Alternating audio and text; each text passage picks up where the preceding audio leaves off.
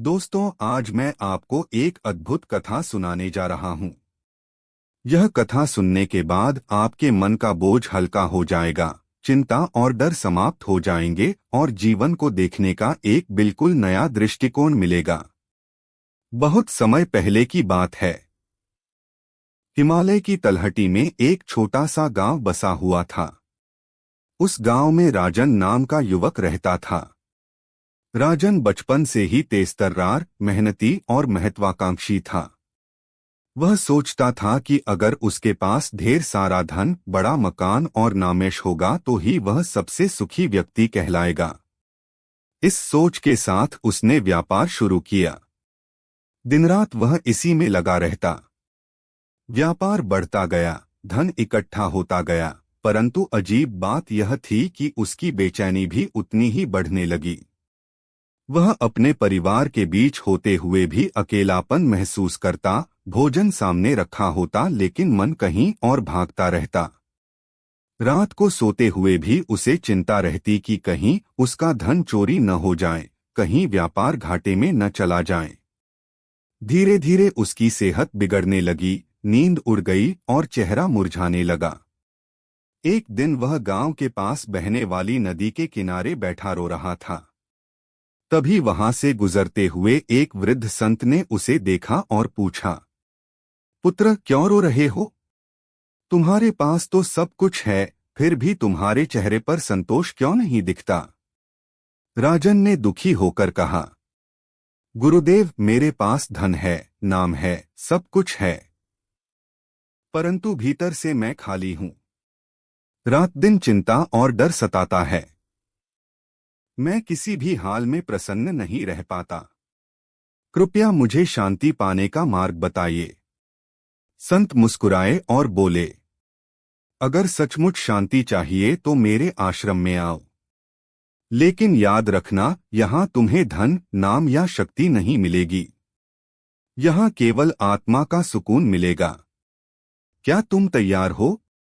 राजन ने तुरंत हामी भर दी। अगले ही दिन वह संत के साथ आश्रम चला गया। पहला दिन।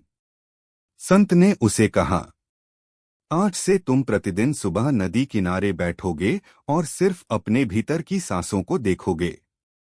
कुछ मत करना, बस देखना। राजन ने वैसा ही किया, परंतु जैसे ही आंखें बंद करता, मन में व्यापार के हिसाब, परिवार की बातें और पुरानी घटनाएं उमड़ने लगतीं। उसे लगा यह सब व्यर्थ है, लेकिन संत ने कहा, धैर्य रखो। मन का काम है भटकना, तुम्हारा काम है। कुछ दिन बाद राजन धीरे धीरे बैठने लगा, लेकिन ध्यान करते समय उसे नींद आने लगी। उसने शिकायत की, गुरुदेव, मैं ध्यान करते करते सो जाता हूं। संत मुस्कुराए और बोले, पुत्र, यह अच्छा संकेत है। मन वर्षों से बोझ उठाए था, अब हल्का हो रहा है। पर सो जाना ही लक्ष्य नहीं है। सजग बने रहो। और समय बीता।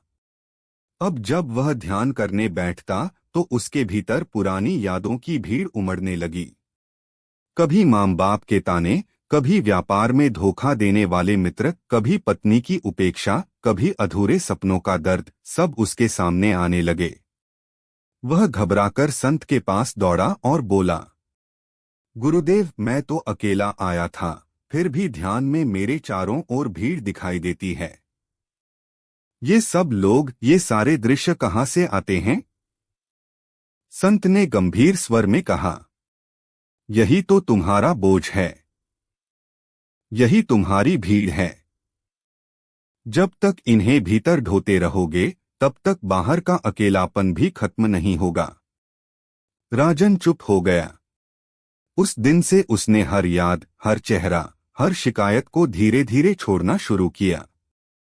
30 दिन बाद, पूरा एक महीना बीत गया। राजन फिर से संत के चरणों में पहुंचा। उसकी आंखों में चमक थी, चेहरा शांत था। उसने कहा, गुरुदेव, अब मैं समझ गया हूं। मैं भीड़ को अपने भीतर ढो रहा था, अपेक्षाएं, इच्छाएं, पुरानी बातें। अब मैंने सब छोड़ दिया है।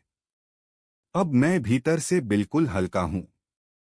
न कोई डर है, न कोई चिंता, बस शांति है। संत प्रसन्न होकर बोले, पुत्र, यही सच्चा धन है। कर्तव्य निभाओ, लेकिन मन को खाली रखो। तभी तुम सच्चे अर्थों में स्वतंत्र और सुखी हो पाओगे। याद रखना, ज्ञान से समझो, ध्यान से अनुभव करो और जीवन में प्रेम से जियो।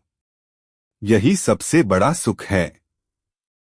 राजन ने संत को प्रणाम किया और अपने गांव लौट गया। अब वह व्यापार भी करता, परिवार का भी ध्यान रखता, लेकिन भीतर से उसकी आत्मा शांत रहती।